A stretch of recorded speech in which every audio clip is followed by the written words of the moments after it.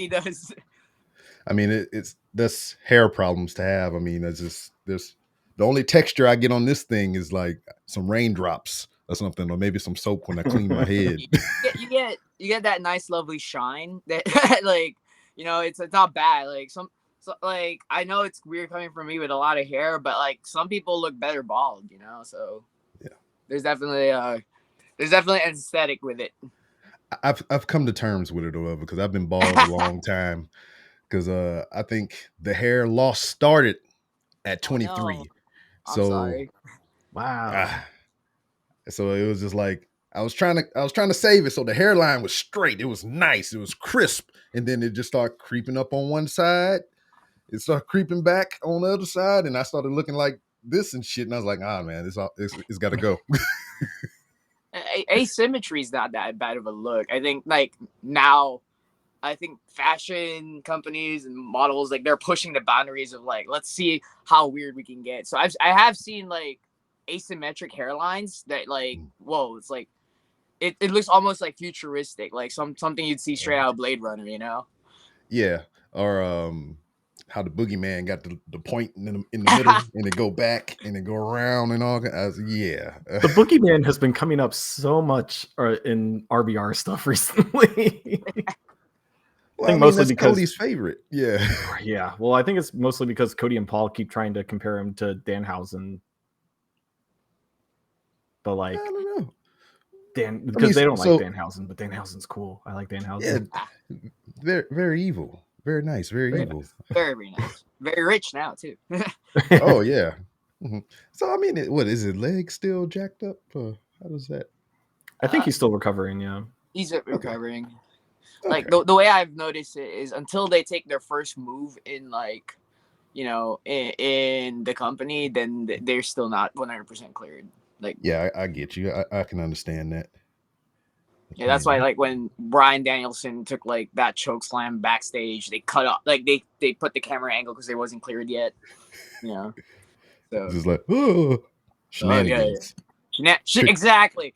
Until unless it's like an actual bump or a move that they're taking, like it's just shenanigans, then they're not medically cleared. So that's how I've noticed it.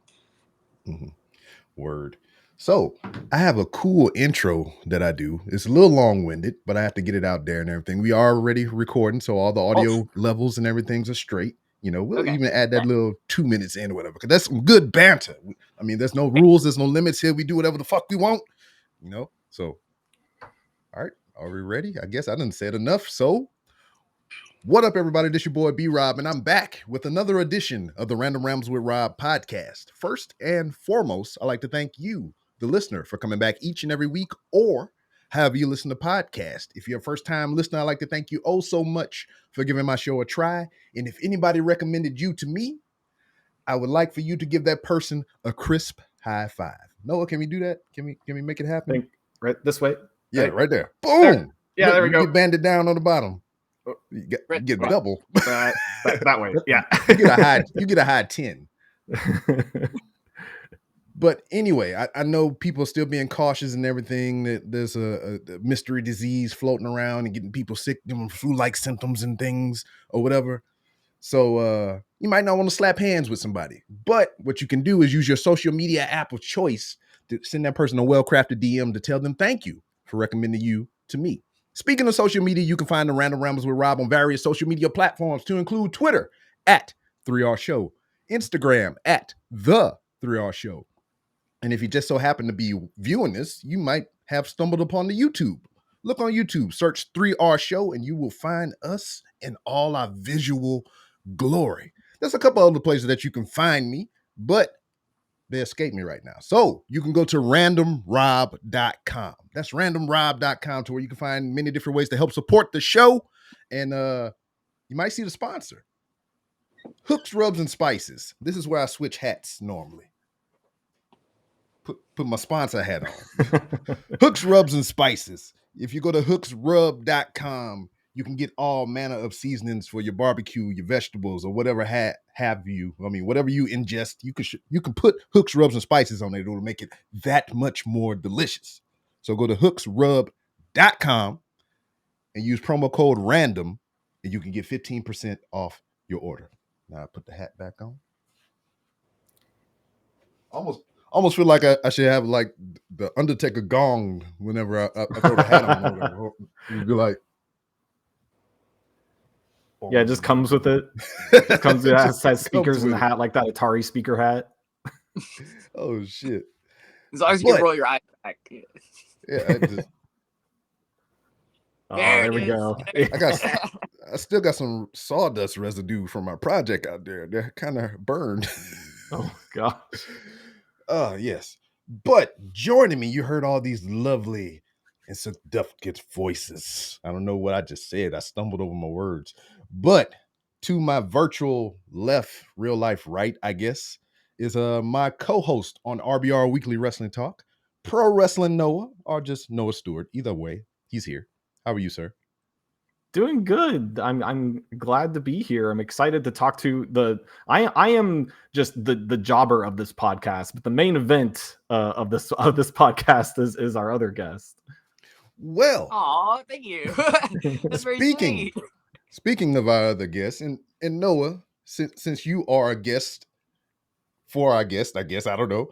Why don't you do the introduction? Why don't you introduce our guest that's joining us this evening? Okay, sure. Yeah. Our main guest for this episode is the protagonist of Pro Wrestling, your number one waifu, Kidd Bandit. Hello. Yeah, Kidd Bandit. Now, yeah. I don't have my sound effects set up. Hold on. Where is? There we go. There we go. Now I feel like a big deal. Now I feel like a main event. Word. Well, you're number one in our hearts. Oh, thank you. That's very sweet. But yeah, I mean, we was just rocking and rolling before I did the intro proper like and everything. But how are you? How are you this evening? Well, afternoon for you.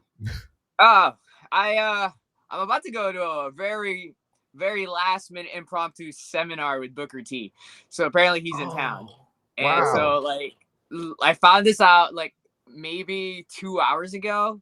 They said, "Oh, Booker T's in town. He's gonna do a seminar." I'm like, "Word!" I don't even know if I'm allowed to talk to you guys about this yet because they're all very hush hush about it. But I think by the time like this interview airs, I would have done the seminar already. So haha. Oh, yeah, you're good to go. Do what you must, for I have already won. Is my mentality. Okay, so I mean, do you think in this seminar with Booker T or whatever, there'll be some portion of it? I know he's going to tell you about road stories and all kind of stuff and hardships that he may have gone through and anything. I mean, that's a given in a lot of these seminars and whatnot. But do you think that we'll have a portion to where he will incorporate the Spinneroonie? Yes. I've been doing the spinner. Fun fact, I did this like the last show I actually did the Spinneroonie. I've been doing the Spinneroonie for a while. Just because I like it. I do it as a kip up. So instead of doing a kip up, I spin a Rooney to my feet. But I swear I did the spin a Rooney on Saturday. And the irony is not lost on me that on Monday I am invited to a Booker T seminar that's very hush hush from what I can tell. Like it's like yes. Only for a select few, but that's my problem. I'm a lot like Tom Holland. I just blurt things out. Yeah, I seen a little bit of your, well, not a little bit of all of it. I saw your Fightful interview earlier today and everything, and then you had a little bit of those blurts and little spasms there out the mouth a little bit. Yeah, like it's I'm not. Hey, I am not the leak. You know, there was a story going around saying, "Oh, there's a leak on all the wrestling journalism. It's probably Kidd Bandit." I'm like, first of all, I'm trying to get signed, so it's not me. and second of all, I'm also the last person to find out everything. Like I'm booked in a couple of shows this weekend, and I found out that I'm in one of those shows. I was gonna go anyway as a fan, and then it hit me. It's like, oh, I'm in the card. Oh snap! Like so it couldn't be me because I don't even know what's going on in my life.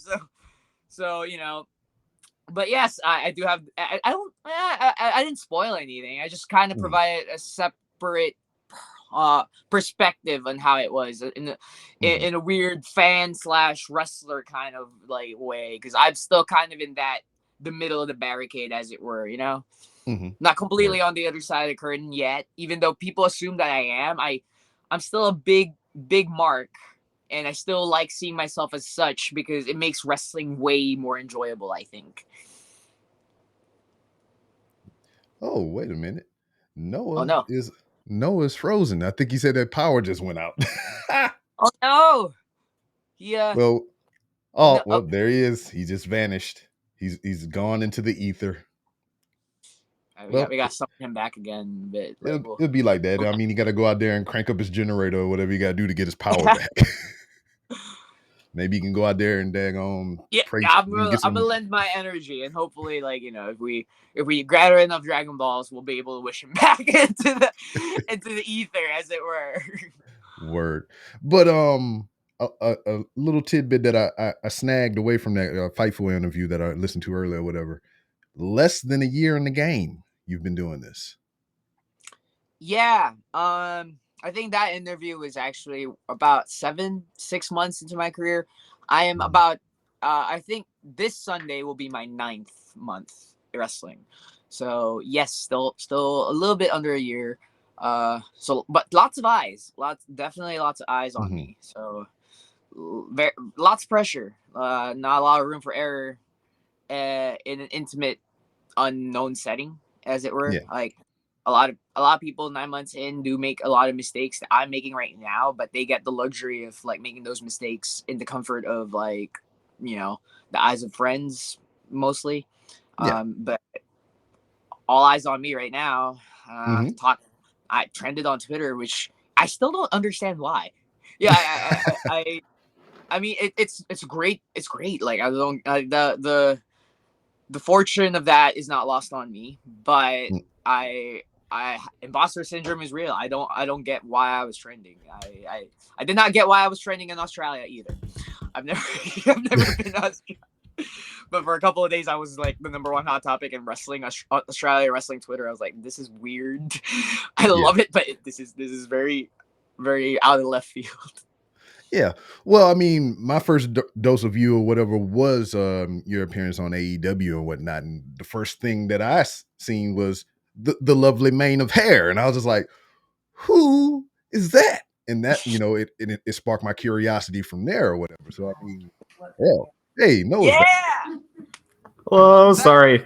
There's some violent weather happening here in the Houston area that I think knocked out a power line or something, but I'm back. Well, that's in your area of planet Houston or whatever. I mean, I'm sunny days out here. I'm chasing the clouds away. Yeah. And it's crazy because like me and Noah live in the same city, and he's probably about an hour away from me, and we live in the same place. I don't understand this. Yeah, Houston is dumb because it's a bunch of like small towns or like even like city-sized cities all mashed into one big giant city. So 40 minutes, it's like a 40-minute drive to you, B-Rob. I don't have a lot of experience with Houston, except for the fact when I was younger, NBA 2K9, my association team was the Rockets. So nice. Hey, I love them. This was a Yao Ming, Asian representation. Right. Yeah. Him and Tracy McGrady. Yeah, they were my top two. Then I went to the Spurs. I'm sorry. It's okay. I'm not from Texas, so I don't care. Okay, cool. But before Noah ninja vanished or whatever, left his clone jitsu or whatever, and just jumped out of here. We were talking about Kidd Bandit here is less than a year into professional wrestling and whatnot. And one of the questions that I wanted to follow up with that is like, what led you there? What made you be like, wrestling? Let's do this shit. I only had one game growing up from my PS2 because I grew up in poverty in a third world country. It wasn't so. I feel like when I say that, everybody assumes, oh, you lived in a hut. No, I had a nice home, but I wasn't living in luxury, as it were. I got a PS2 maybe like 4 months before the PS3 came out, so so I was late in the game, and I could only afford one game, and the only one I could afford at the time was SmackDown vs. Raw. Oh no! God No, damn it's it, not. Noah. Okay, but Oh, we'll wish him he's back back. again. There he is. There he is. Or is he? Here we go. This better not be like a dark web thing where they appear and it's like, you know, an anonymous I mask. know we got to wait 7 days. Oh, okay. Well, the fact is they're trying to come back. Oh, there it is. That's God explained. damn it. Hold on. Here he is. There's a power surge now. What the hell, Noah? All right. Well, while that's going on, I'm gonna go ensure. Give me 1 second. I'm gonna go Yeah, ensure go I ahead. don't. That doesn't happen to me either. Hold on.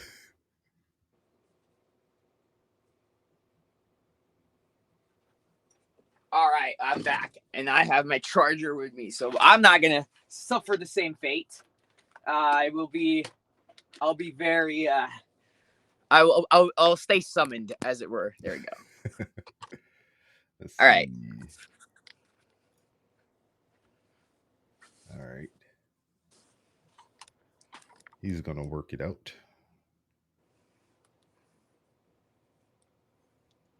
Okay.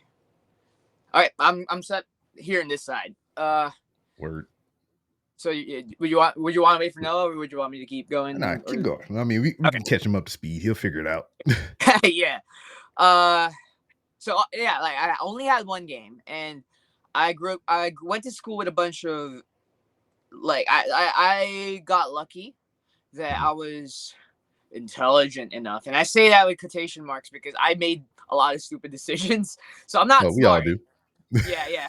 But I was intelligent enough to get accepted to a private school where most of my peers were like the sons of mayors, you know, actors in the Philippines and all that stuff. So I was really out of place.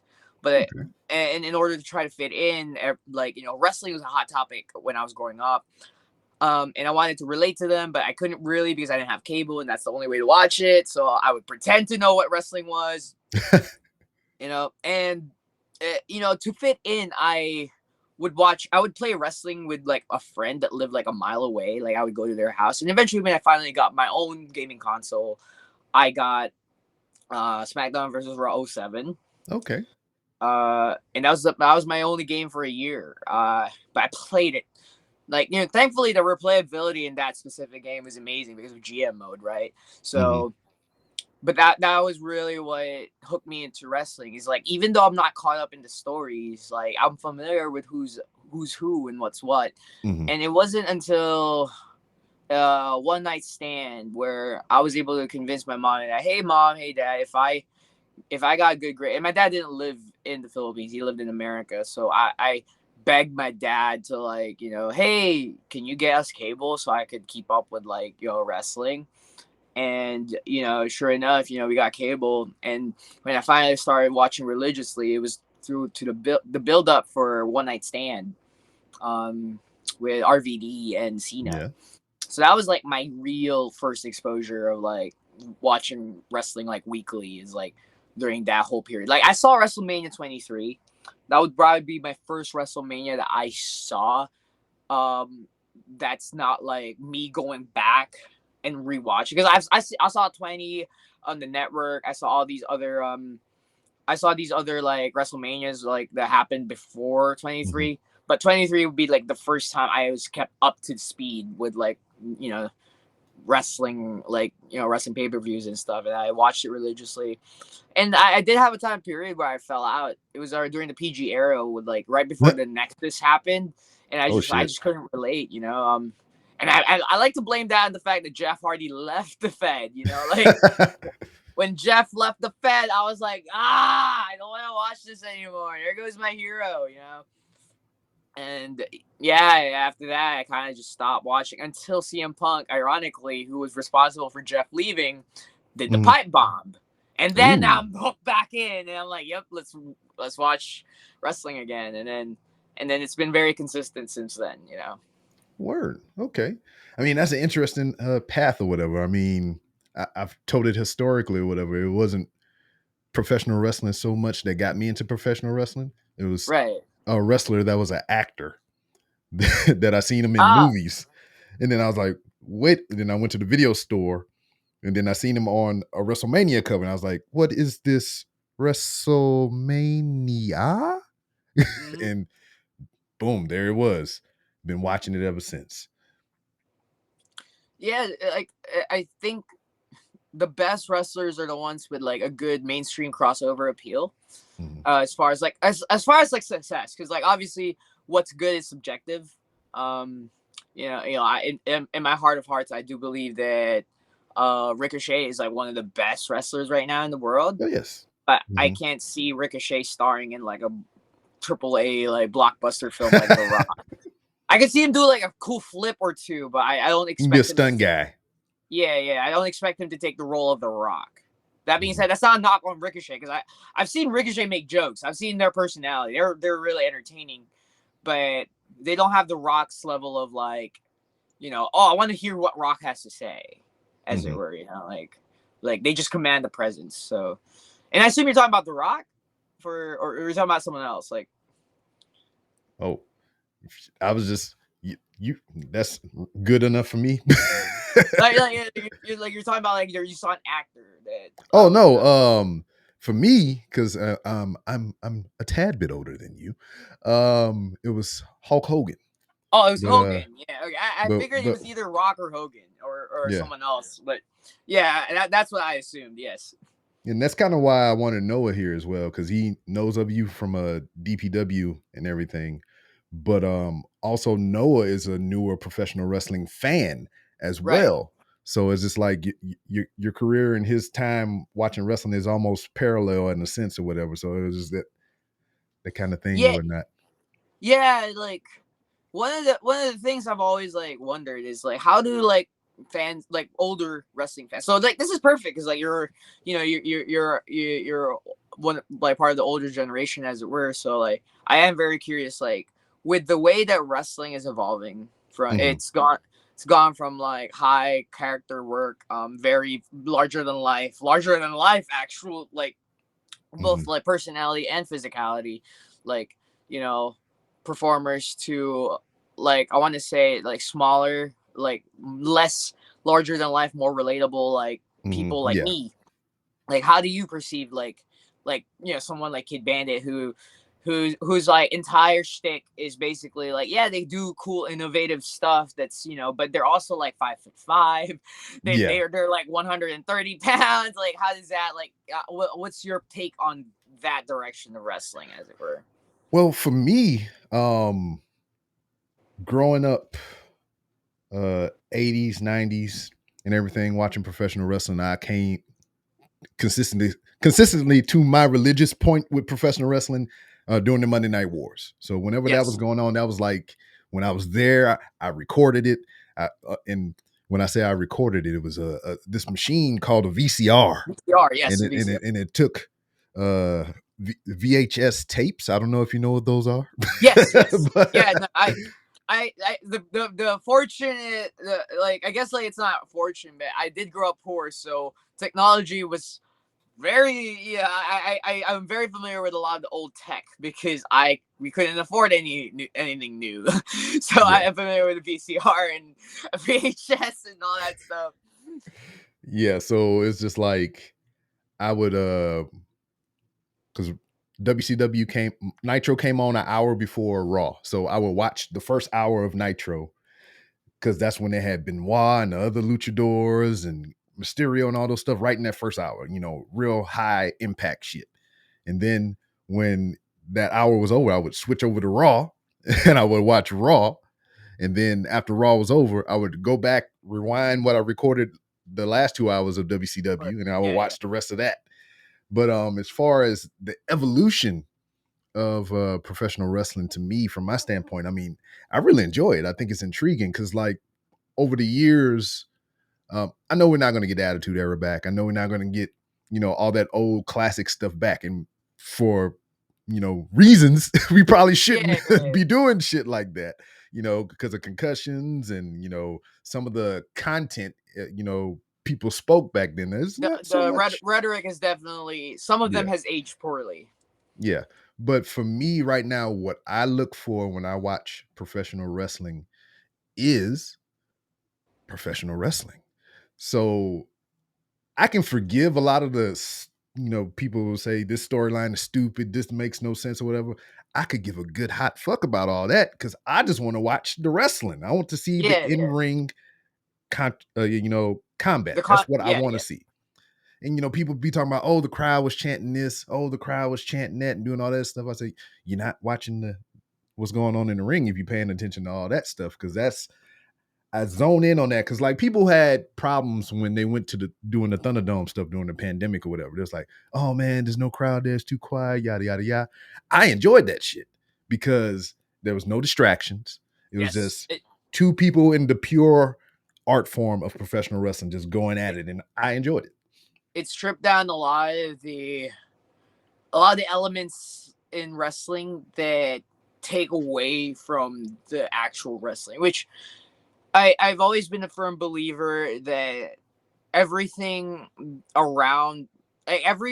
that's around the technical wrestling, the actual moves and all the story that's being told in the ring, everything around that should supplement the product, not, it's like it shouldn't take away from it, so like when the crowd chants yes when Danielson does the yes kicks, like that adds to their move, or when the glass breaks when Stone Cold comes in, that adds to like Stone Cold. It doesn't take away from, so like one of the things I don't like is when the crowd plays beach ball, or all that stuff. That's why like I was saying, when the Thunderdome was there, nobody was there. There was no shenanigans. I was just like, yes, this is cool. Give me the wrestling. But also at that same time, it was just kind of weird for people to do their craft and still pretend and react like fans were still there when they should have just been focusing on the in-ring competition. So I thought that was kind of weird at first, but they kind of worked around it. Some of them did, at least.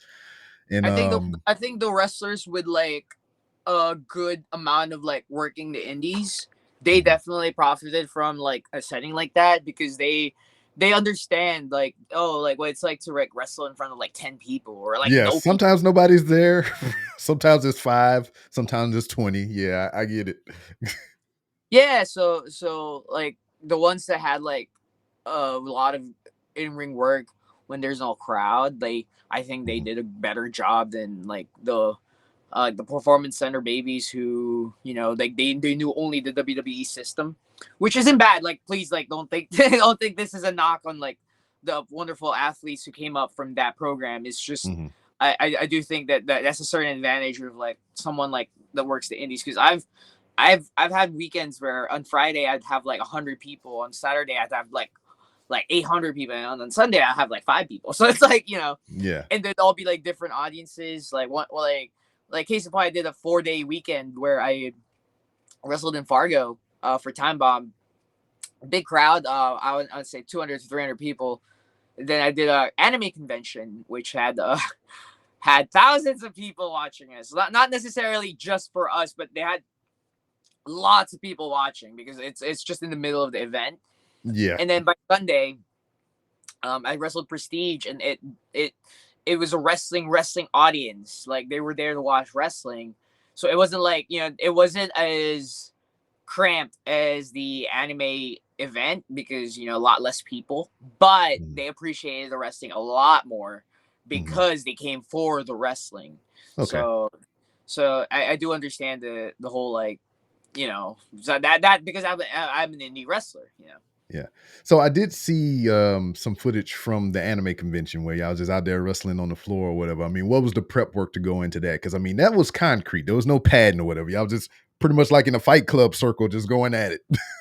Yeah, well, there was a ring, but we decided, like, okay, why don't we take advantage of the opportunity to wrestle in front of, like, everyone. Like, so we're thinking, our whole thought process is like, we're going to do it like exactly like you said, Fight Club. But everyone that's surrounding us was in cosplay. So it was like, and it's perfect because I'm out here doing like Tekken moves and stuff. You know, like I was out there like wrestling like a ninja, and I was like, I told MV, I was like, hey man, I'm just gonna, all you gotta do is stand there and wait for a kick, and I'll do everything else, and then. And you know, it translated pretty well. Like, but I did notice that, like, when we were watching the footage, it was like it wowed people, but they couldn't they didn't understand what we were doing because they're not wrestling fans. They're there for anime, and like, you know, so watching this, they're like, what is going on? You know, they know it's a stunt work. They know it's but they don't understand it's wrestling because like wrestling like isn't as we live in the wrestling bubble where we know what wrestling is, but if you remove yourself from like that wrestling fan mindset, a lot of like normies, you know, as I call them, or normal people, they hear, oh, like, you know, like WWE, they have no idea what AEW is, they have no idea what Impact is, you know, so like they think WWE, they think John Cena has not been in the company for like a while, you know, so that was the audience that we were like, you know, appealing to at that day. And it's weird because it's just like that with, you could say that for just about any medium or whatever, you know, you'll say that there's people that don't understand what professional wrestling is, or they don't watch. There's people still today, as we live and breathe and we're talking right now, they don't know what the fuck a podcast is. And I was like, this is blowing my mind right now. Well, like I often get compared to Tekashi 6ix9ine. Oh, don't do that. Don't tell whoever you hit him with a freaking or you can in the face. Somebody say. So it, like the wildest part about this was when I first got compared to Tekashi 6ix9ine, I had no idea who this was. I was like, I thought they were like comparing me to an anime that I have never heard of, because like Tekashi sounds like an anime, so like, exactly. Oh, like was this like a hentai? Because like they keep saying 6ix9ine and all that stuff, and then it turns out they were a rapper with a very dubious like, you know, thing, and I'm like, what the hell? Like I don't want to be compared to that. Like, I don't want you to be either. Yeah, it was great. Like, and the only reason why is because we had colored hair. Like, bruh, like we like colored hair has existed way before Tekashi 6ix9ine. I'll just say that, you know, like yes, we don't even have the same hairstyle, like, you know, but whatever. Like I can't control how people perceive me. I just can control like how I tell people, please don't do that, you know. Yeah, I mean, was that some influence of naming your one of your moves sliced bread 6ix9ine? No, I called it the sliced bread 69 because I enjoy the number 69, and who doesn't? There's no PG explanation for why I enjoy the number 69, so I'll leave it at that. It has nothing to do with Tekashi 6ix9ine. He appropriated that number like it's like, oh wow, thanks, bruh. Great freaking job appropriating like one of like the coolest jokes that's been, you know, whatever. Well, Noah texted me or whatever, and he said that he probably won't be able to join us because the weather said no. So sorry, Noah. Well, yeah. Well, here's what we'll do. We will honor. We'll take 5 seconds of silence to honor.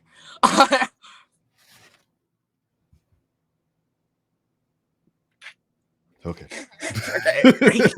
I took my hat off too. Here we go. You did it at you giggled at like 4.999. So you okay? You're okay. Oh yeah, I was in a show very very recently, and they wanted to do a 10 bell salute, not because someone died, but it was like something stupid, and it was like an in promotion joke. And it was like the third bell ring, and people just started laughing, and it was just like, okay, like there goes the somberness that they were trying to go for.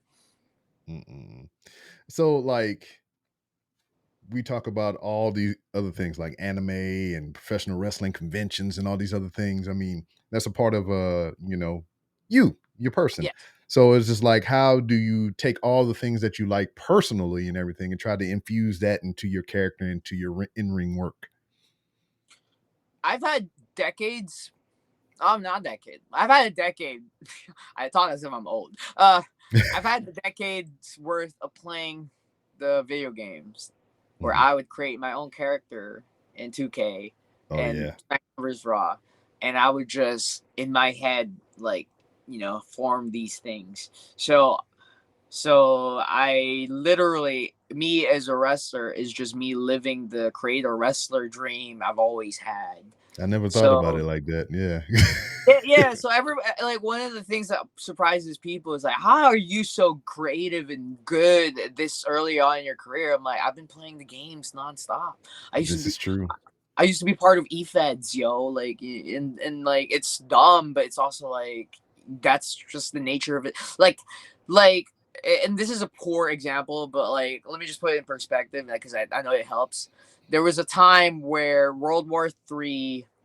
Actually, like we can probably use that as a very recent example. It was like TikTok is like our telescope lens to like what's going on with Ukraine and Russia, because they meme the war. Like it's incredibly baffling that like we have this perspective of like what's going on out there, and the news portrays it as this extremely grim thing, and it is absolutely Yes. 100% very scary out there. But you go on TikTok and you type in Ukraine, and you get like TikToks of like how to steal a Russian tank, and then you get like a bunch of Ukrainian teenagers Yeah. being like that, and then they go in and like just do wild stuff, and it's like like social media has definitely shaped up like how the world is, Hmm.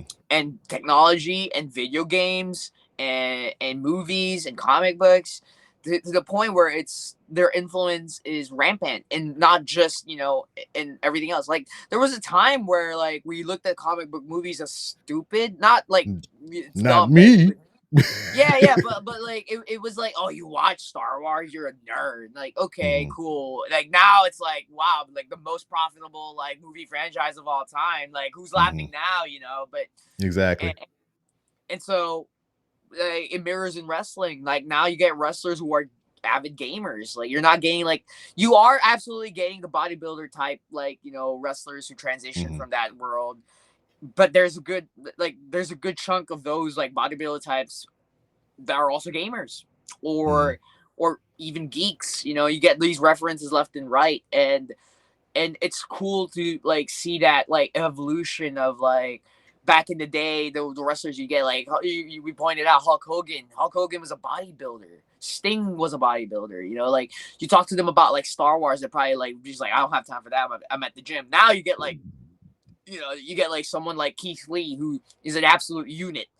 But then Hmm. you talk to them about like, yeah, man, I watch anime. Yeah. So it's pretty awesome, and that's where I'm at. Is like I have roots heavily like intertwined with the gaming side of wrestling, Hmm. and I'm sure I'm not the only one, and I'm pretty sure the longer wrestling goes on, and I hope it goes on long because I just started. But like the longer wrestling subsides, the more we're gonna see wrestlers like me who have like Hmm. who take upon themselves to like be embracive of like their roots in the gaming or the animation and all that stuff. I'm sorry that's like such a long-winded answer. I'm just Oh yeah. Yeah. So I mean, but I feel you and all that and everything, and I think um the thing that I can kind of compare it to for me, somebody asked about LeBron James or something for basketball. And again, I don't even know why I'm even bringing this point up or whatever, because I haven't been really into basketball since Michael Jordan was an active player. But to compare those two, Michael Jordan and LeBron James, I would say now that this generation that LeBron James is in, they are phenomenal basketball players, of course. But I feel like they are better business people and, socially aware of things more so than the previous generation and everything.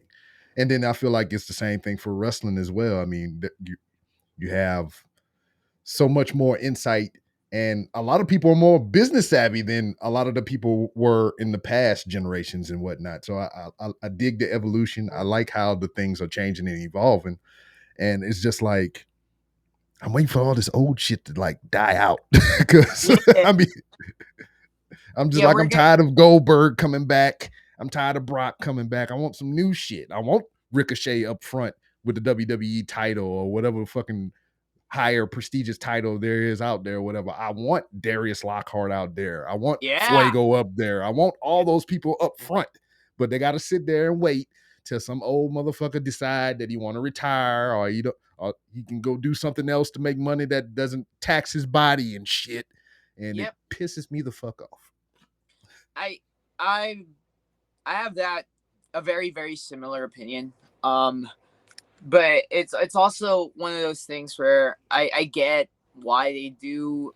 They rely on that. It's a safe bet. It's always there's always attraction, but so I mean as a consumer, that's how I feel.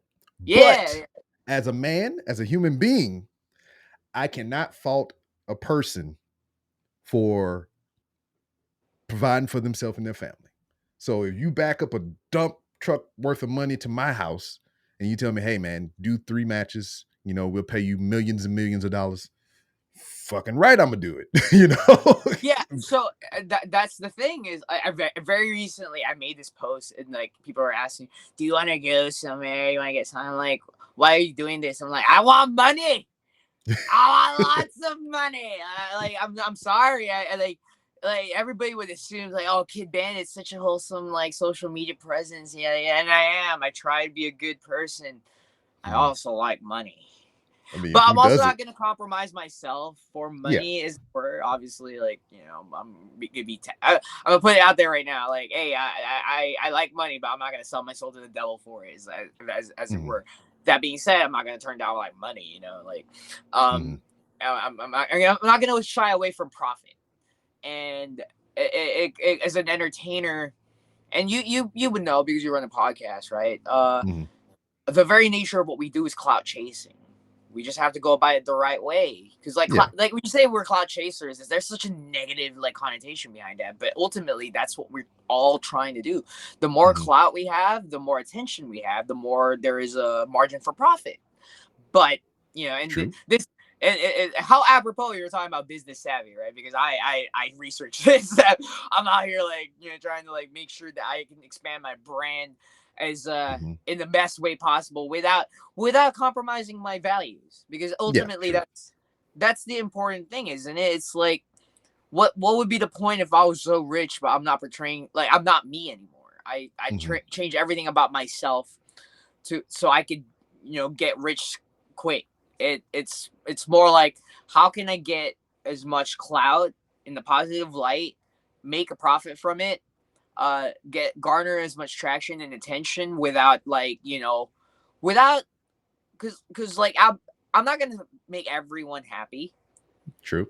But I don't want like as much as possible. I don't want to step on people's toes because why So and it's so easy. It's so easy to just be like, oh, I'm better than homeboy over there. I'm better than homegirl over there. Here, let me show you.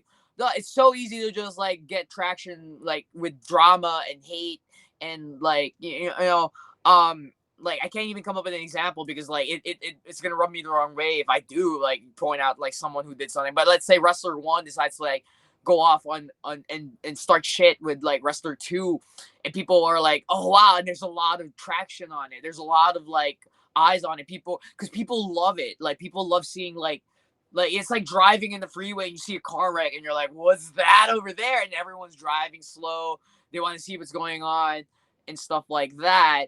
Pisses me off when it happens too. I was like, I'm trying to get home, goddammit, stop rubbernecking. Yeah, exactly. It's so easy to go that route because everyone loves car wrecks. Everyone loves to see that.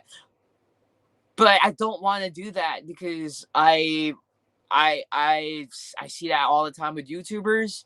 It's pretty disgusting. Yeah. Yeah, like, I know you brought up the most notorious earlier in your interview, Mr. Paul. That motherfucker. I mean, everybody's like, "Oh, he's done so much after the fact," and blah. I was like, "Nah, you can still kiss my ass." Yeah, I mean, yeah. Nah, we ain't gonna sweep that shit under the rug. I'm like, fuck all that couch. you definitely put like if I had a little bit more gumption in me, I would probably say exactly what you have said. But so I appreciate you for expressing exactly how I feel about that entire situation in words. I see him on my TV and I'm just like, And that goes along to what I was talking about, these old motherfuckers coming back and all this other bullshit or whatever. I mean, but I digress. Yes. Uh, um, damn. I had a question for you. It came Okay. from somebody in our Discord group. I think that's Mr. Jason. He was like, something, something. What is your character class in D&D or Dark Souls or Elden Ring or whatever you play? Elden Ring, I'm a bandit. Hmm. Oh, I mean, was it a hard I choice wonder to pick why. that? I wonder why I chose bandit though. I wouldn't know. But yes, in Elden Ring, I am a bandit. I've been playing it for I want to say like 3 hours, and Mhm. I just beat the first boss, like the beginner boss, and that's all I've done so far because I've died to that boss like so many times. Yeah. But I was so stubborn. I'm like, no, like the first time I tried to beat this boss, I almost won. I didn't. But I'm gonna keep trying until I finally beat this fucking, and I did, and I filmed it, and I put it on Twitter, and I just captioned it as like, I'm a lunatic, and I'm probably not gonna play this game for a while because it took so much out of me, you know. But I I know finally that. did it, you know. So, I know. I think I might lose a little bit of my soul if I played Dark Souls. I got a PlayStation 5 and it came with Dark Souls. And I shit you not, I got the PlayStation like when it was originally released. So I got lucky in that aspect. Dark Souls came with it. And I shit you not, right here, up in this shelf, in this cabinet, it's still in the shrink wrap, never been opened because I'm scared to touch that game. it's definitely like one of those games where it's like a badge of honor once you beat it. You're like, I beat Dark Souls. What's up? You know, I think for me it'll just be putting it in the console to play it. Yeah, for me, one of my it's hard to go off on a tangent, but like Dishonored. Oh, it's on this side. Dishonored Mhm. and Dishonored 2 is like one of my favorite games of all time. Just because I remember playing the first Dishonored, and one of the I looked up the achievements. There was an achievement. It was like you could play this game without ever being seen, without killing anybody, like you know, without upgrading your powers. And that was the very you could play the game like entirely opposite way. But I Yeah. played a game where I never set off an alarm. I never got, and it took so long because I had to like reload every 5 seconds. I played it on easy just so I could get like the freaking the Okay. achievements. But Yeah. yeah, no, that was like, and I was like 15, I think, when I did that, or like 13. So like I was like, So yeah, like 2 years ago. no, I'm a lot older. I'm a lot older than like so there is a really wild rumor going around that I'm like 40. I'm not 40. But I'm also Nah. not 19, which a lot of people Mhm. assume. You know, I was I remember I was in a show with Nick Wayne Mhm. on Oh yeah, yeah. Friday, and I remember sitting next to Nick Wayne, just like, we're just talking about like thing. And I looked at him, and he's way taller than I am. So I'm like, he looks more of an adult than me, but I think I'm like a good like 8 to 10 years older than Nick Wayne. So it was like this is weird because Nick Wayne looks more of an adult than I do, but Mhm. I'm almost a decade, if not already a decade older than Nick Wayne.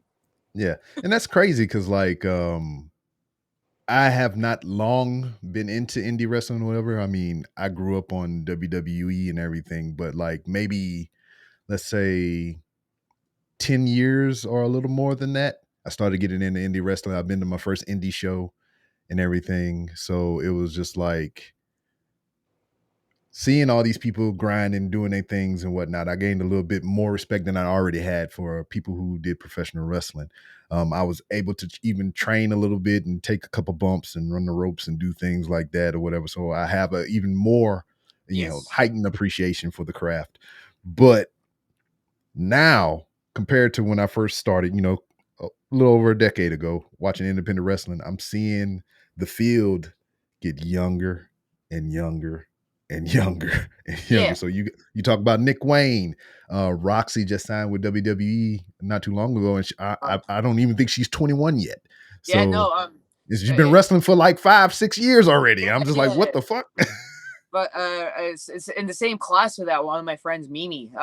I say friends generously because I've barely interacted with them, but they've been nice to me when I do interact with them. Mimi's Mhm. like 19, and she also got signed. I believe her Yeah. name now is Amelia, but Yeah, she was in the same class as Roxy. Billy Starks, who I just met, like, I think 3 weeks ago, is like 17. It's like, there's a girl who has a My Hero Academia gimmick who I've kind of taken under my wing in DPW because like her dad's a big fan of me, and her name's Erica, and she's also a fan of me. And I'm like, you guys don't need to be fans. Like, you guys are wrestlers too. You guys can like, be my peers. You know that, right? And they're like, no, we want to be your fan. I'm like, okay, but like, I consider you guys my peers.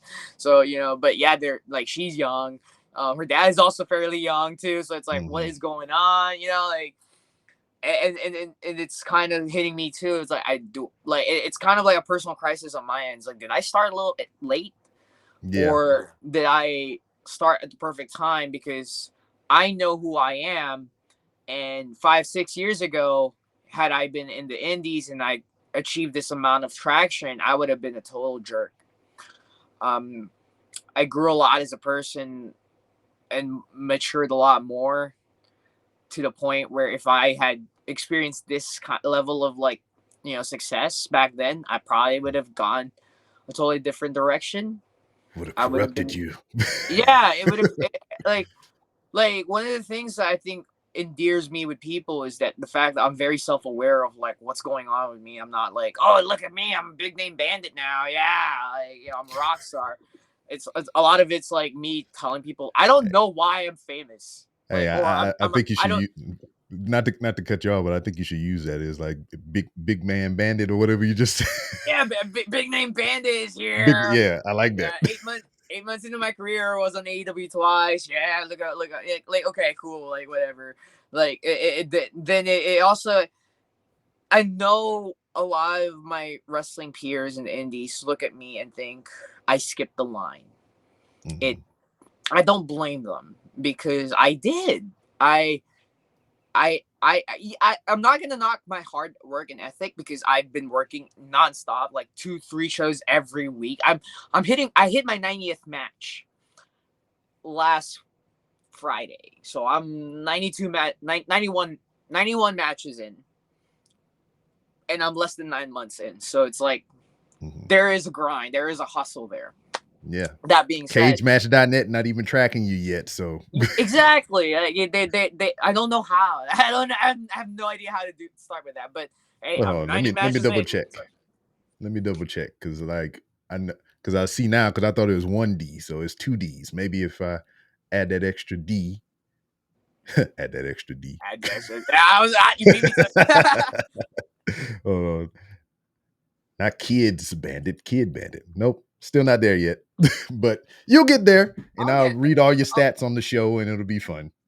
I'm not even like, I'm like Lance. I'm not in a rush because, like I said, my peers, they be doing this for like 5, 6, 7, 8, 9, 10 years even, and I kind of overlap a lot of them because it could be because of the hair, could be because of Twitter, could be because of like a multitude of things that have like combined has gotten me to where I'm at.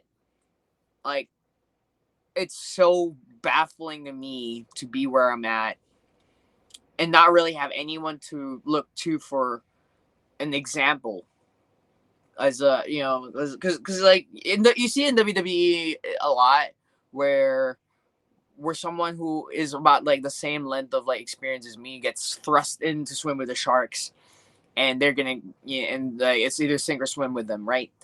And usually they're big men, like big men, wrestlers who, like they get thrusted in a TV position because of their physique, but they don't really know how to work yet. And it's a sink or swim. And sometimes they learn how to swim, sometimes they don't. Rich Holland.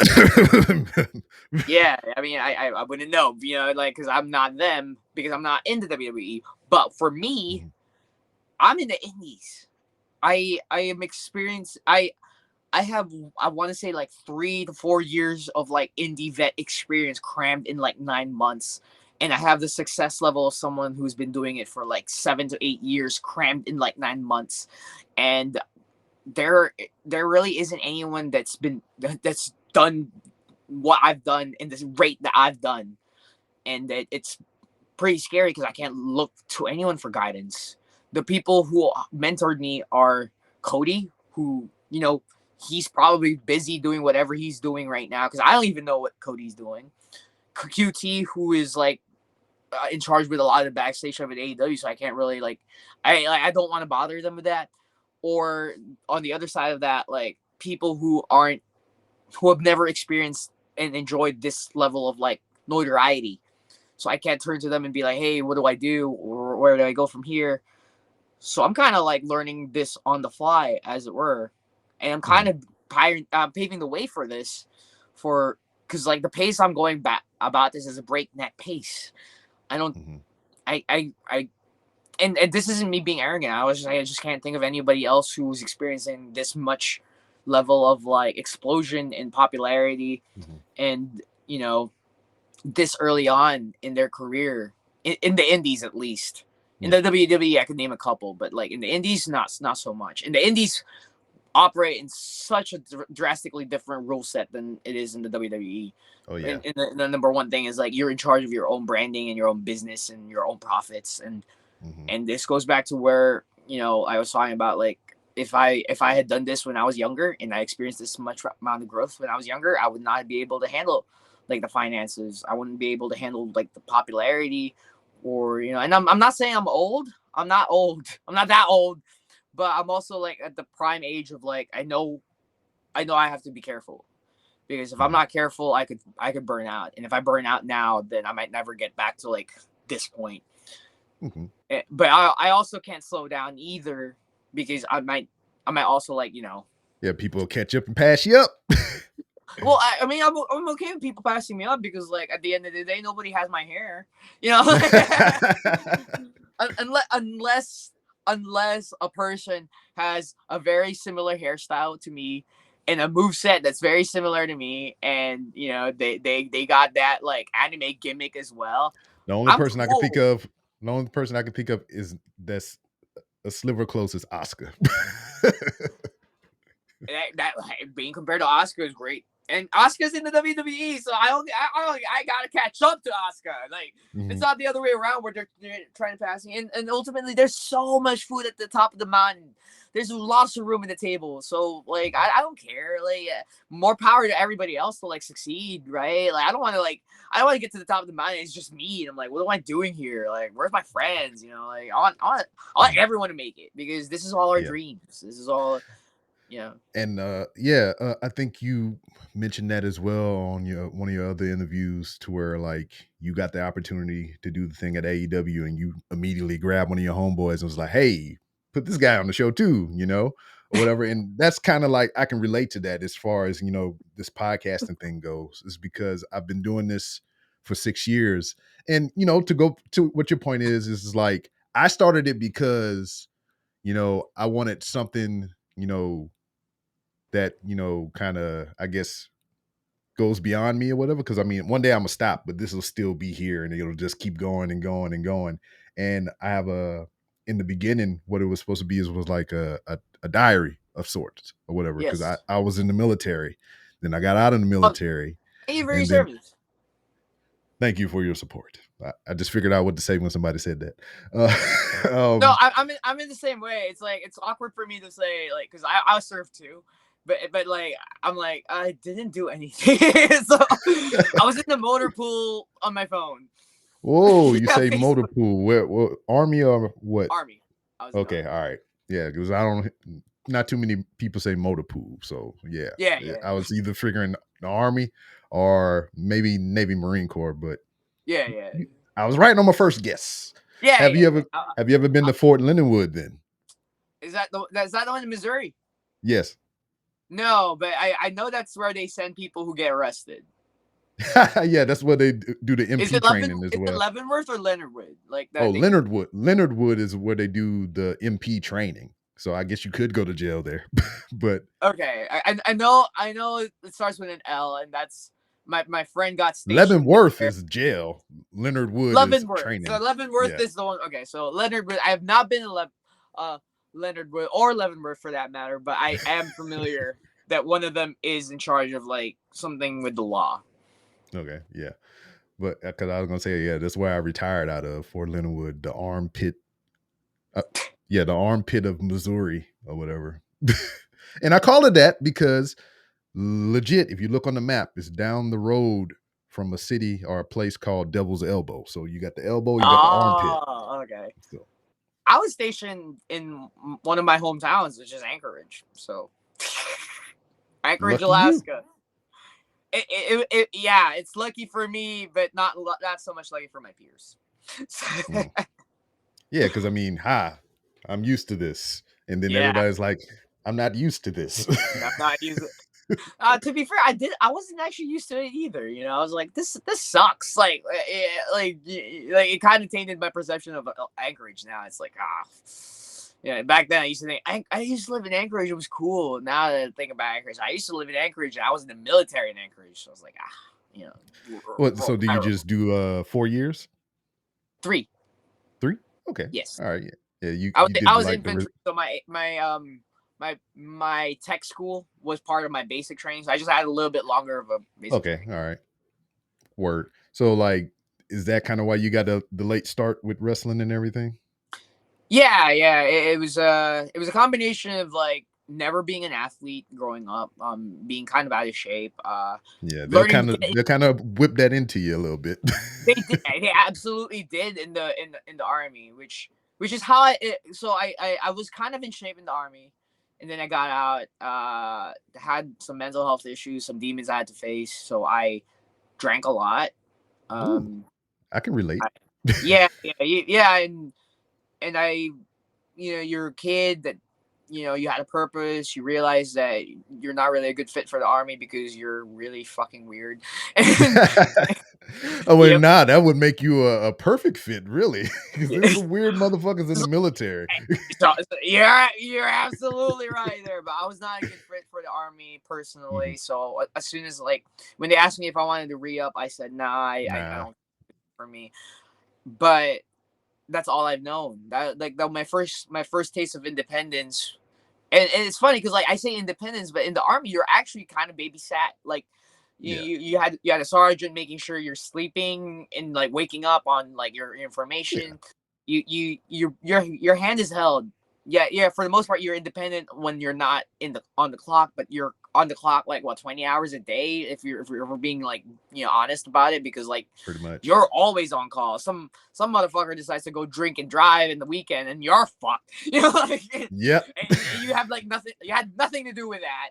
You're on the other side of town hanging out with your friends who aren't in the army, and then you get text messages like "formation now," and it's 2 a.m. and you're like, "Why the fuck?" Why?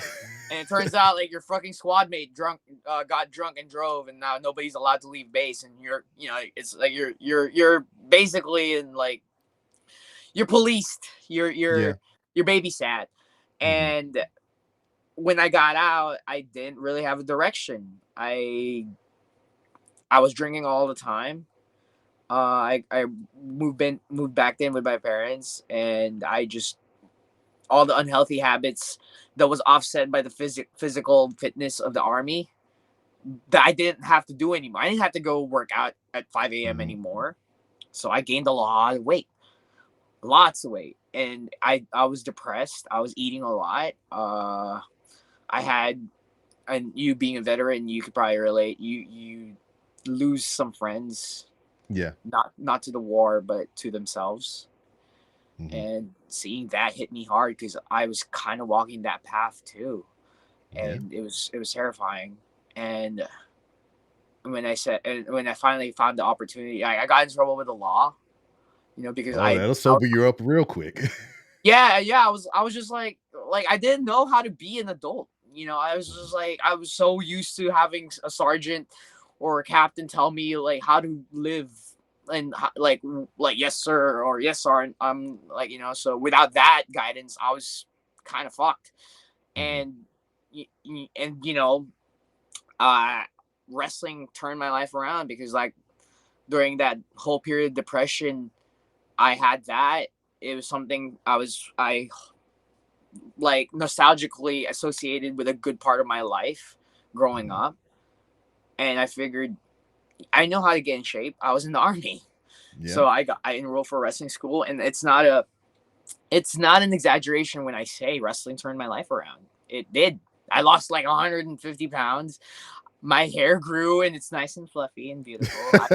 I was able to, one of my trainers was Jake Atlas, who Mhm. is very openly gay, and it helped me embrace parts of my sexuality, which I never, seeing someone like Max the Impaler, who is unabashedly non-binary and open about it, like it helps me be open about being non-binary. Seeing the support from Twitter about like me being open about that. Like to this day when I said, hey, I'm gonna start HRT, I debated about making that a public announcement because like I'm like these people won't care. To this day, like people care more about that than me doing a Phoenix Splash, and I'm like, really? Like the Phoenix Splash is a cool freaking move. 500 not even like 20 likes on Twitter. Me going at HRT, thousands of likes, and I'm like, okay, so I get it. Like like okay, like people support me, but like so wrestling has been good to me, and it definitely has its flaws. It definitely Oh has yeah. it like you said, like like WWE could use to I want to see Ricochet in the main event scene, like Nob Goldberg. It definitely has its flaws. It definitely has its toxic people.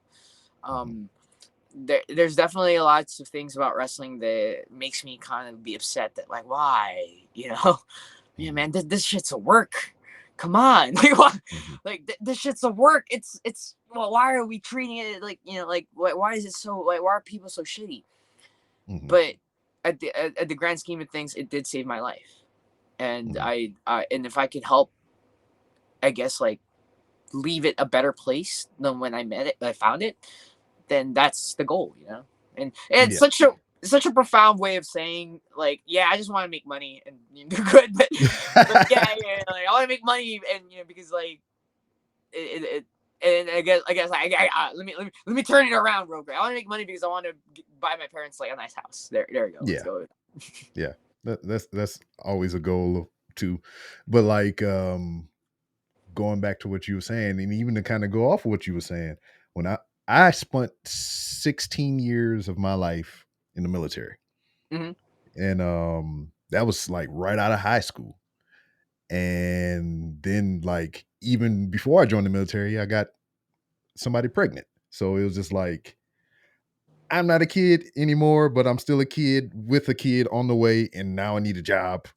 So military was like top option for me because back home where I'm from, all you can do is either work at a freaking chemical plant, a casino, or be like a nurse aide or something. And Yeah, like I was not feeling any of those any three. of that. So my family, big military presence, my father, brothers, all those people, a lot of people in my family. So that was the path I chose. And it did suck, especially that first 4 years or whatever, because you're the Yeah, lowest guy on the totem pole, and then you got everybody up here like shitting on you, be like, here, go clean the toilet or whatever. You know how that shit can. yeah. Go mop the motor pool in the rain. Yeah. Yes, go get the blinker fluid. Fill out this ID 10T form or whatever. Yep. It's funny because like I can only relate like to these things as a veteran to another veteran. Like only Yeah. you would understand. Yeah. So it was like I was fortunate in the aspect in that first 4 years to have some good leadership or some people that actually looked out for me, which kind of led to me sticking around, the rest of the time and everything. And whenever I was able to get into the position to where I had people in my charge or whatever, I tried to do whatever I could to make it better for them because I know at a time I didn't have that part as Yeah. far as leadership goes. So it was all about giving back. And to when I was talking about Fort Leonard Wood, Missouri being a shitty place, but out of all the places I've been, I believe it was probably the best duty station that I ever been to in hindsight, because there I got over fear of public speaking. Yeah. Cause like, I mean, cause you know how it is. I mean, you can be around anybody and just have conversation, chill, and just do whatever. But when you are handed a curriculum and a PowerPoint and all this stuff, and you got to get up there and you got to know what the fuck you're talking about, and Or it's when you just have like, to do a board. Yeah. Oh yeah, promotion boards and shit is just like my brain just fizzled the fuck out of me or whatever. And Yeah. the kind of one of the advantages, and depending on how it goes about the disadvantages of the military is they'll whip shit into you or whatever. I learned how to swim because of the military. I was definitely afraid of water, but they was like, bitch, swim. I was like, okay. And I start Yeah. swimming. you know? And I learned real quick that my body is tough because we mhm, out here hiking, like we're rucking 12 miles in under 3 hours. I'm like, well, I didn't know I could do that. Like, yeah. yeah, my When feet you are hurt, but made to do things, yeah, you'll figure it out quick, you know? And, it just, I appreciate all 16 years of that stuff. And it just like throughout the good and the bad of it or whatever, if I had the choice to where like to go back in time and to start it over and do it the same way, I would have to, because that led me here. yeah. And it's I us having this conversation right now. If I hadn't done that, we probably wouldn't be talking right now. Who knows where you would be right now? I mean, yeah. so I'm in the it's same a boat. process. I'm in a very similar boat in that, like, yeah, it wasn't a good fit for me, but there's a lot of things I took out from it that helped me become a better person. There's definitely some bad things I took out from it too, that I wish you would, motherfucker. Like that kind of Yeah. mentality. I'm still like that, but I mellowed out. But Mhm. but Yeah, if the I had to ability to fall asleep, anywhere. anywhere. Oh my! So like, this is one of the fun indie story 101, real quick. Indie wrestling story 101.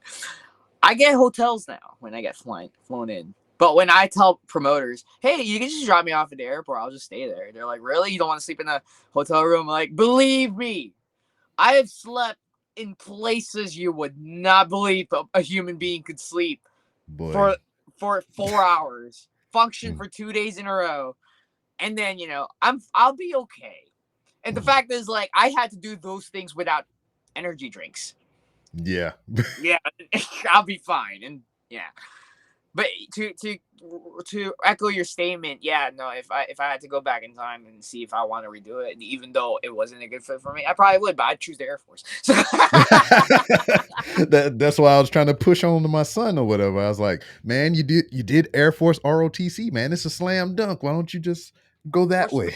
or Space Force, even I forget that's a real thing now. Like, No, know how I figured that was real? Because I know it was, on TV and shit, but I didn't realize it was real until I pulled up my Navy Federal Bank app and it has a list of all the branches on there on the splash screen and it said Space Force. I was like, oh, what the fuck is this? yeah. I mean, the way they presented it initially is that it's gonna be like fucking Halo, like just Star Yeah. Wars shit. But in reality, it's more like fucking like a militarized NASA. Like that's all it Yeah. really. It's like Air Force with space. Yeah, Air Force with that's it. And but everybody assumes it's gonna be like, yeah, we're gonna fight aliens. Like shit. Like I wish.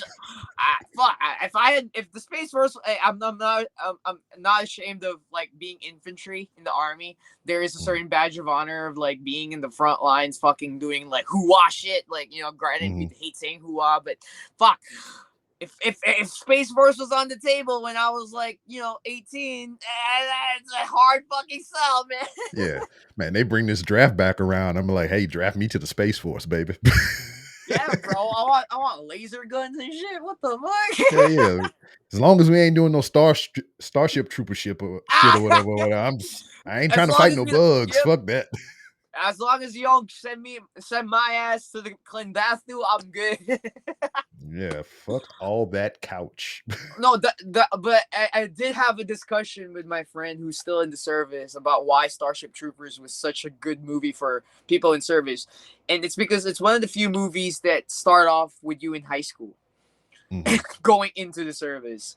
And I think a lot of like military movies, when they get presented to you, they cast people who aren't like kids. But I mean, I was in the service, like my entire platoon, like my sergeant was like 21. You know, Mhm. my platoon was filled with like 18 and 17-year-olds. I was like 18, so Yeah, man, this I don't know. Those some wild times. I yeah, loved every minute of it. I miss it sometimes, but it's I just did. like, I did too. I hmm, yeah, mean, I never thought I'd miss formation. Like that was like the weirdest thing. I'd wake up at like fucking 5:30 a.m.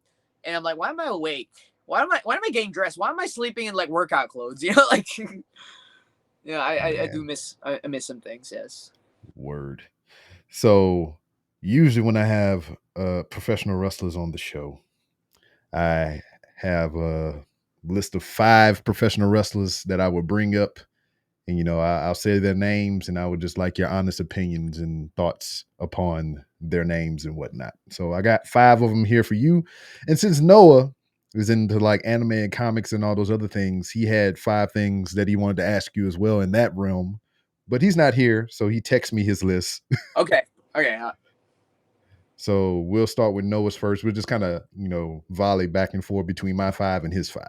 So number 1 for him, and don't slander me if I say it wrong, but Naruto.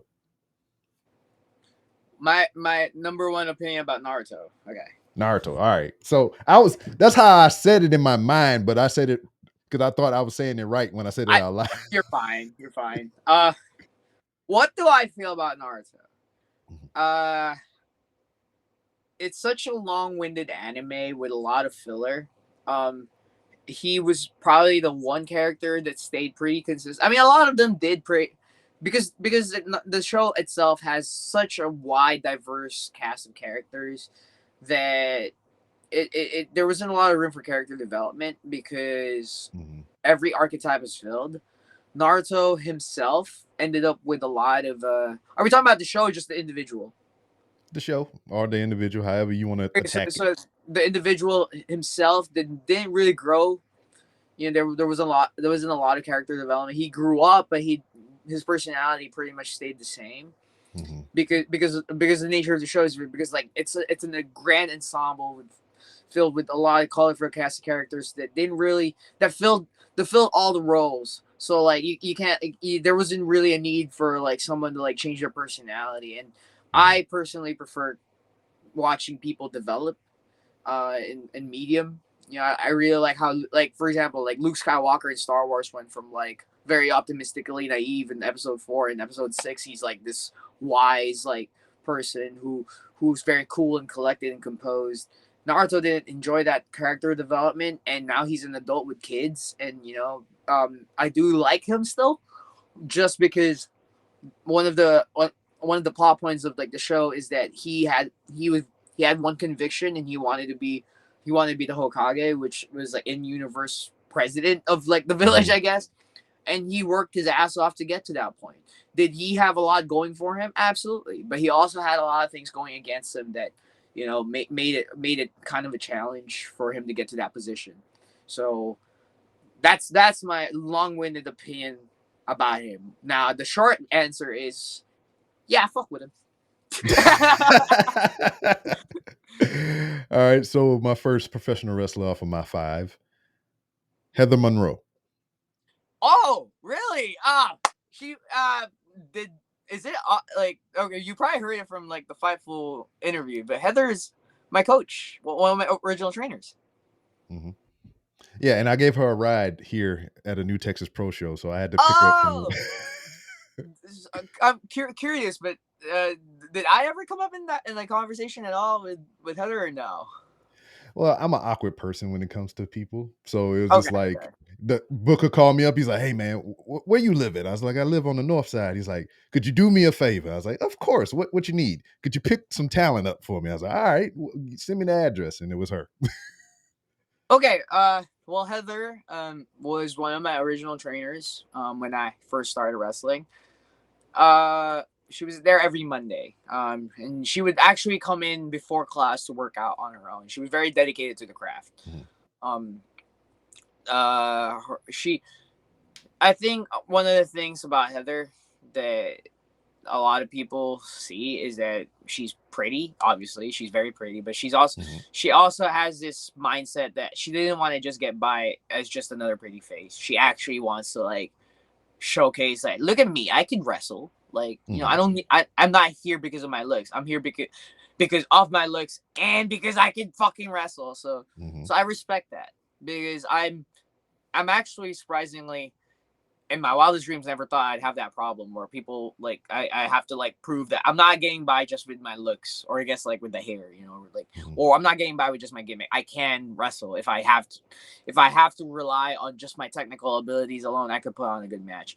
And she has that drive. So that's my opinion about Heather. Also because like she trained me. I wouldn't be here without Heather's help. Like, you know, so it's a very biased opinion. Yeah, I got to call commentary for a match she had with Will Allday, and it was a hoot. Yeah. So Will Alday's also really cool. Yeah, he is. I think that was one of my questions that I asked one of the commentators. I was like, "But can he go all day?" Number 2 on Noah's anime list, My Hero Academia. Oh, okay, so we're talking about the shows. Okay. Sick. My Hero Academia was one of my inspirations for getting into shape because, much like the main character in My Hero Academia, and I'm gonna try to give you as much. I don't know how familiar you are with the show. Are you pretty familiar? I know of it. I mean, I have a child that's all into that stuff or whatever, so I get bits and pieces of it, but I'm not fully into the scope of it. But I'm aware. Okay. So I'm gonna try to keep it short because we've been talking for like an hour and 20. Hey, so man, take your time. Do what you want. Oh, you don't want to give me that answer when we're talking about anime, because you. All right, here we go. My Hero Academia's main character has he doesn't have any superpowers in a society where 80% of the population does have superpowers. Almost like And Batman. yeah, except Batman had his brain going for him, and he had money, which like I think we've established a lot of times. We need some.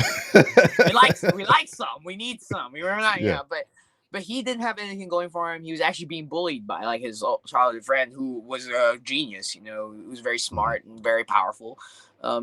And he, you know, through a lot of circumstance, he ended up inheriting the power of his childhood hero. And it's a lot of parallels with my story, as it were, because I didn't have a lot going for me coming into wrestling. I was in the army, sure, but like all the the physical like shape that the army whipped me to was gone. I was fat and eating Olive Garden and Burger King every day. I was That's a weird terrible. Combination there. That's Olive Garden and Burger King. because my apartment was next to both of them. So yeah, and then even in high school I was kind of a chubster. So it's like I did not like really have a lot of, you know, physical attributes going for me in wrestling. I was never like the most charismatic person. The only thing I really had going for me was I read a lot of books, and so like my vernacular and my verbiage is pretty good. But you know, like I'm not 6'5" like my best friend Itch. I'm not freak flipper gymnast. I don't have that gymnastics background. Everything I learned off like hours of studying it on YouTube and working on it in my front lawn, like we're learning how to do these like spin kicks and stuff. I just worked on it. So moving forward in wrestling, I basically paralleled my story off the main character of My Hero Academia. And I think the coolest bit about that is that he ended up inheriting his power from his childhood hero, very much like how I ended up like inheriting a lot of Cody and his ideals, because I trained under him in the Nightmare Factory. So is Kidd Bandit living an anime life? Fuck yeah, they are. You know, like fuck yeah, they really are living like the ultimate anime life, you know, as it were, you know. Mm-hmm. So number 2 on my list of professional wrestlers, Cody Rhodes. Oh shit, he left the screen. I don't even. Do I need to say anything else? Like I was gonna wear this shirt right away. I grew up like into SmackDown vs. 09. I'm pretty sure he was my season mode character. He was one of my favorites growing up, if not the favorite at one point. Yeah, I really enjoyed Stardust. And as funny as that sounds to like some people, because like everybody looks down at Stardust, but I'm like, no, Stardust was awesome. I don't know what you're talking about. I enjoyed it because, we as fans, we all get this thing in our head sometimes, and we can book better than the company, and sometimes we can. So I got it in my head that the Stardust thing was going to lead to a match between Stardust and Goldust at WrestleMania, and it was going to snap him out of it. He was going to go back to what he was doing. I mean, I had the whole story arc played out in my mind, and they just did not do that. Yeah, don't you hate that when they seemed like they teased it, like the whole yeah, like I feel you exactly. But I thoroughly enjoyed Stardust, with my character being such a flamboyant like departure from like the traditional like prototypical wrestler, because I'm an anime character. Like having Cody, who was at one point Stardust, give me insight on how to improve my character was immensely valuable, because like people forget that like they were Stardust at one point. Like he is so good at being Cody Rhodes that people forget he was also very good at being Stardust. And he's so multi like talented when it comes to like character portrayals and connecting with fans a certain way that I still think I will die on the hill that the undesirable to goddamn deniable promo Yeah. is the best promo ever. Like I don't care, like, and even if Cody wasn't my favorite wrestler of all time, like yeah, no, I don't care, like that's still the best promo, like. So what do I think about Cody Rhodes? Like Two thumbs up. It will never. I will never be able to explain how much I love Cody Rhodes in like less than an hours worth of like content. So I'm gonna stop myself now before we go off the tangent. All right, number 3 on Noah's list of anime is something that I can't fucking pronounce because I'm terrible with names. Hayaku. Yeah. H. Okay. So that anime, it's a sports anime. I'm pretty sure. Okay. Hold on. Let me. Hi. Yep. Yeah. Okay. Yeah. HAIKYU. All right. Exclamation point! Exclamation point! I have never seen this anime while I'm not high. So, and that's as bad as that sounds. Like I do watch a lot of anime on my downtime. And on my downtime, because I live in California, it's legal for me to partake. Because I would do it if I could. You have the luxury of being like, I have the luxury of you being a veteran, that you can understand like how marijuana and like weed helps a lot of our stresses. Even if I wasn't a veteran, I would highly endorse it. Yeah, exactly. So, but you because you've had experiences where I don't need to elaborate. I got you. So, yeah, no, I partake a lot, and when I partake, that's when I'm like, I want to see some colors. So that's when I watch anime. So I know what the anime is, but because I'm always inebriated and I have it on background while I'm like, doing work, other things, like it's a background noise anime for me, and that sounds so poor in taste, but like, so what can I say about the anime? Whenever I do pay attention, it's funny as hell, and it's actually very inspirational as hell too. So, like, yeah. Fuego del Sol. Oh, I love Fuego. There was a time where I met Fuego in the Nightmare Factory. I didn't know he was Fuego at the time, but he was really cool. And then he introduced himself. Oh, what's up, I'm Fuego del Sol. I'm like, oh, you're Fuego. I wouldn't have been able to tell. Cool.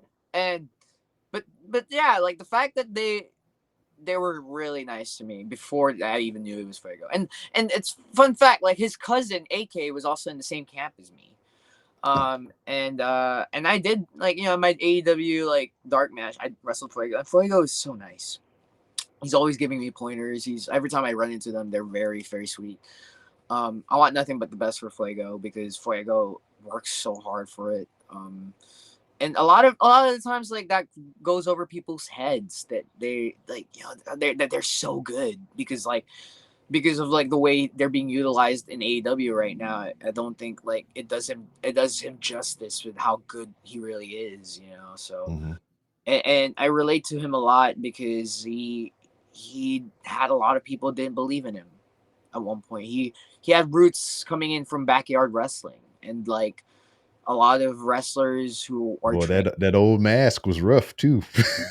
like people would look down on people who come from the backyard like wrestling side of things because they think, oh, you're not trained. But like backyard wrestling is valid because Yeah. some motherfuckers in backyard wrestling come up with like really cool stuff that, you know, and it sets them apart. You know, I mean, don't get me wrong. I highly encourage people to get trained, but Yeah. don't look down. Like ultimately, it's a different genre. It's a different form of art, and it's subjective. Mhm. Like I know, like for example, like people enjoy the Ring of Honor's like pre-roll style wrestling, you know, Yeah. and then sometimes they enjoy deathmatch wrestling. Very distinctly different from like, you know, what Ring of Honor does. But the one thing doesn't make the other thing like better or worse. You know, it's just like it's more flavors of cake. Why are you complaining? There's more flavors of cake. You know, like that's how I see it. So I love cake. yeah, exactly. Yeah, me too. Yeah. So to go back to Fuego, yeah, I love them. I wish nothing but the best for them, and I really hope that like the world gets to see a lot more of what, because like he does the indies, and out in the indies he's doing some crazy cool shit. And I'm Oh like, yes. I'm hoping for the day that like AEW decides to pull the trigger and be like, hey Fuego, you want to like show us what you really can do? And Fuego's like, oh, bet, you know.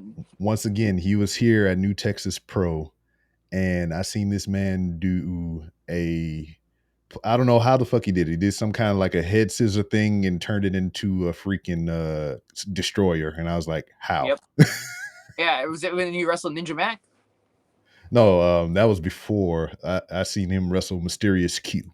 Oh yeah, okay, yeah. I think I know what you're talking about. Yeah, no, Fuego is, and that stems from like the creativity of like their background being a backyard wrestler. They're out there trying the coolest shit that no one's ever done because they're just because that's their background, and like people need to respect that, you know. So that's why I see it, you know.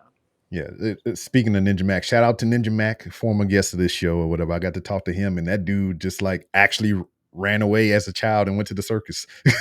Did he really? Yeah, That's pretty fucking cool. He legit was a circus performer, and then he got into professional wrestling. So, which explains all his shenanigans. It explains a lot, yes. Number 4 on Noah's list, JoJo's Bizarre Adventure. Fun fact: my shoot name is JoJo. and I'm not. And there, I mean, and you've had many bizarre adventures. I have had very, very many bizarre adventures, and for those uninitiated with JoJo's characters are very flamboyant, not unlike me. And when I do my entrance, I do a JoJo pose. So, do I need to say more about how I feel about JoJo's Bizarre Adventure, or should we leave it as that? Because like I don't want to go off and like talk about it for like 15 minutes. Hey, you do what you feel. All right. But number 4 on my list of professional wrestlers, Sonny Kiss. I covered it on the Fightful interview. I did have a hard time approaching Sonny because like I looked up to them so much. The fact that when I was watching Lucha Underground on YouTube, when it's like all illegally uploaded there, and the comments were just yeah, I was one of those. I was a pirate. But they would see my hook, see my flag up there. I'm a pirate too. Hell yeah. Exolicious, I believe was their ring name in Lucha. Yeah. I was just which I didn't understand, but I was just like, I don't care. Does all the great in-ring work. Yep. The fans would be ruthless. But all I saw was someone being themselves, unabashedly proud of who they were, and dealing with all that hate. That I'm dealing with a lot of that now. But they went through it, and they paved the way for people like me in the business to be proud of who we are. And that's the shit that goes beyond wrestling. You know, like Mhm. that's some real life shit. That's some like stuff that you could apply that to like other aspects of like it doesn't have to be a wrestling thing. It could be like a life thing, you know. And so I'm scared to talk to them because I venerate them so much. You know how you say you never want to meet your heroes because your heroes might not be like who you think they are. Mhm. I've been lucky that meeting Sonny and Cody, and they're exactly everything I imagined them to be, but better. Like, you know. So yeah, I talked to the Sonny. No, don't get me wrong. I talked to Sonny now, but back when I first ran into them, it was like, oh my god, like holy crap, like how am I gonna approach them? Like Jesus. So yeah, so I uh I love them. You know, I love them. I love Cody. But I'm also full of love, so it's not even fair for me to like. Like, I'm sorry if like people came into this interview hoping for me to like just I hate that person. There's a very select few of them in the industry where I could actually say that without like stuttering. And so far, none of the wrestlers that you've mentioned are those. So I don't think you're gonna get any of that from this podcast, brother. All right. Number 5 on Noah's anime list is what the fuck is that? FLCL Fully Oh, Fully Cooley. Cooley. Yeah. Um, God, it's been so long since I've seen that one. I enjoyed it, but Rick, like the fact that I can barely remember details from it is pretty. It's not because I'm concussed. It's just because it's been a while. God, I feel so bad now. I'm the anime protagonist. I don't have like expertise on this one, but I enjoyed it when I saw it. So there's that. Mhm. So Noah also has a bonus 6th one. Okay. He said it's only a manga right now, but it's gonna be an anime coming up this year. Chainsaw Man, if you're familiar with that. Chainsaw Man. Yeah, yeah. Uh it's like kind of like pseudo horror. It reminds me a lot of I don't even want to say Tokyo Ghoul, but like it does kind of remind me of Tokyo Ghoul. No, there was a So different. that's Go yeah, ahead. so that's kind of interesting to me because like I don't like to read so much, but most recently I've been getting back into it or whatever to where like I'm going back and read books that inspired movies. So like I'm reading I Am Legend and Yeah, Fight yeah, Club and things like that. And my kid likes anime and stuff. So we both started reading the Death Note series. So I'm wrapping up. I'm on the last book of Death Note, so I'm about to see the conclusion. So don't spoil it for me. And then she's doing art for me right now in the kitchen as we speak. She's drawing light with the Death Note, and she just drew Reiku with the apples and stuff. hey, So, man, light Yagami. All right, yeah. So but Chainsaw Man was something because I got the Shonen Jump app, the little so I can read all the anime and everything. So Chainsaw Man is on my list. I don't know why. I just seen a dude with a chainsaw hand, and I was just like, yeah, "This is yeah, like yeah, Ash versus Evil Dead or something like that." So I was like, yeah. "Yeah."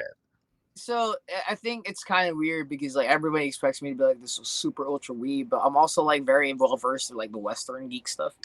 Mhm. Um, it actually comes to the point where I'm kind of a little bit more well versed on the Western side than I am on the Eastern side. But Oh, for Western, so like Billy the Kid and everything, and no, no, no, I'm messing up.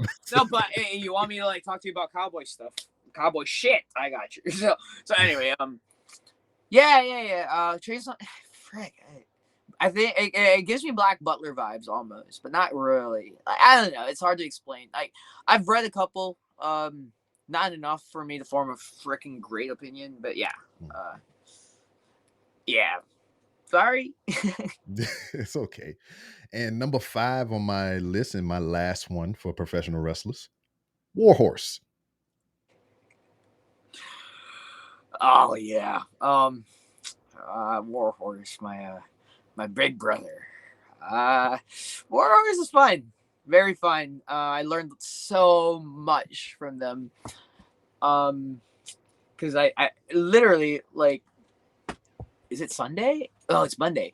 So 2 days ago, no, 3 days ago. Yeah, no, just there's a lot of stuff I'm kind of like I talked earlier about how there's not a lot of wrestlers who walk the path that I have as far as like Mhm. exploding in this, getting this much notoriety this early in their career. But someone like Warhorse has experienced this amount of notoriety that I'm experiencing now. Like the whole like blowing up overnight. Um, Wrestling Cody, like literally we have that in common. Mhm. Um, yeah, so they have if there was if there were people that I could name in the indies right now that I want to pattern my road to, to success, it's Warhorse, Effie, Max the Impaler, and to an extent Danhausen, but Danhausen's not in the indies anymore because they made it to SummerSlam, So, but Mhm. you know what I'm saying? Like there's certain select indie wrestlers that Kidd Bandit will like follow. Mhm. And Warhorse is like at the top of that because like the way that they navigate like their stardom, their popularity is very social media based. It's very character based. Um, and there's a lot of parallels that I saw, and they even pointed it out about how there's a crossover appeal to their character with metal Yeah. and like your character hanging out with the person behind Warhorse was also very enlightening because it turns out we shared a lot in common. Um, so Warhorse is it's really cool that they're even giving me the time of day to use their much larger fan base, their bigger platform to elevate me. And they made it seem like, oh yeah, well no, don't think of it like that. We're helping each other. I'm like, yeah, but like you're freaking Warhorse. I'm nobody compared to you. So Mhm. I do appreciate them. And the fact is like they're good. Like I they unfortunately suffer a lot of the problems that I had. So they were able to enlighten me in that like people think that Warhorse is just a comedy character wrestler, but they're not. They actually can go in the ring, and a lot of like the Yeah. Kidd Bandit stuff that the issues that I deal with as Kidd Bandit is like, oh, Kidd Bandit's only getting over because of their popularity and social media, and like like they're all hype, they can't wrestle, but it's like you should watch one of my matches and you'll so Warhorse definitely helped me grow, and this is just from like 2 days of hanging out with them. So I can only imagine like the longer I stay in the indies and like keep encountering Warhorse, the better I'm gonna be. So Mhm. thanks to them. So Yeah. Warhorse gets a lot of thumbs ups, from me. Yeah. And You only also got so many thumbs. I'm also teaching them how to be kawaii. So we're working on it. Word. So Noah had a bonus sixth one or whatever. So I want an extra one too. You brought it up in your list of professional wrestlers that you brought up, Effie. So I would like to hear your thoughts and opinions on that person because like I got to see him live and I didn't get it, and then I continued to watch because you're supposed to give things a chance. You just don't shit on it immediately. So I gave it a chance and I kept watching and I check his stuff on social media. I look at his Twitch from here and there and everything, and I'm just like, this motherfucker get it. you know, Yeah. I enjoy everything about him, and it was just like there was this. The first time I ever seen him was here, New Texas Pro once again, and I forgot who he wrestled. I think he wrestled JJ Blake here, and it was awkward as fuck because I go there and I help out with the shows. So just as you were saying earlier on in the interview, when you show up, you be cordial, you be nice, you speak to everybody, you say yes sir, no sir, you shake hands and do things like that. But I'm there and I'm the help. So wrestlers would randomly come up to me because they don't know who I am. Because you speak to everybody. So I'm just like shaking people's hands and shit. And I'm like, what the fuck am I doing Yeah. here? Why is you know? And it was awkward as fuck because they had a brief intermission. Everybody go outside to smoke cigarettes and do whatever it is. They talk with the fans and everything. And I'm standing out there. I'm 6 feet tall. Effie's pretty tall too. And it's just like this grown ass man with blonde hair, these small ass trunks and fishnets, and I'm just standing here in just regular street clothes, like, what the fuck kind of life am I living right now? This is just Yeah. crazy. You know? Yeah. I've never met Effie as Kidd Bandit. I've met Effie as me before. Mhm. They paved the way a lot for a lot of us queer talent, LGBT talent, and I have nothing but respect for Effie. But it's also one of those things where I venerate them so much that I'm gonna be extremely biased about describing them. Mhm. So nothing but good words from Kidd Bandit to Effie. But yeah, I just realized what time it is too, and I forgot I had that Booker T seminar coming up. Oh shit. Yeah. Yeah, I know. So, Like, yeah. So yeah. Good. super Effie short-winded gets the answer for that. Effie gets the thumbs up too. Yes. So speaking of that, I know you got things to do. You got to get prepped and all that other stuff. But Oh, this I'm is where ready. we put, I'm wrestling in this. yeah. So this is where we put a pin in it. So before you go, let everybody know where they can find you on social media and everything that you got coming up besides this seminar. Kidd Bandit Pro on everything. I'm about to start streaming on Twitch and a YouTube Uh-oh. show as well. So also Kidd Bandit on that one. That's KIDD with 2 D's because I have double Yeah, D's I sometimes. fucked that up. Yeah, we didn't even talk about that stuff, but I mean, I know you got to go. We'll get to that Yeah, another time, maybe. well, hopefully that means you'll bring me back, you know. So yeah, so we'll Kidd Bandit Pro and everything. I have a match coming up with Yuya over on the 27th. That will be my 9th month anniversary. So, like, you know, it's going to be fun. Over Pandemonium, that's going to be up on YouTube. I will be wrestling in Grap House this weekend. Also, Effie's going to be in that card. That's going to be up on IWTV. And I have East Los Lucha on Saturday, LA. It's a local show. Very, very fun. After that, Big Gay Brunch coming up. It's going to be on GCW's Big Gay Brunch presented by Effie, I think. Oh, other way around. Effie's Big Gay Brunch presented by GCW. Going to be up at Fight TV. Yeah, lots of big stuff coming up for me, and hope I, survive. So yeah. So, as is always, you've been a guest of the Random Rambles with Rob, and the door is always open for you to come back to promote your Yay. next big thing or just to shoot the shit. Awesome. Thank you so much.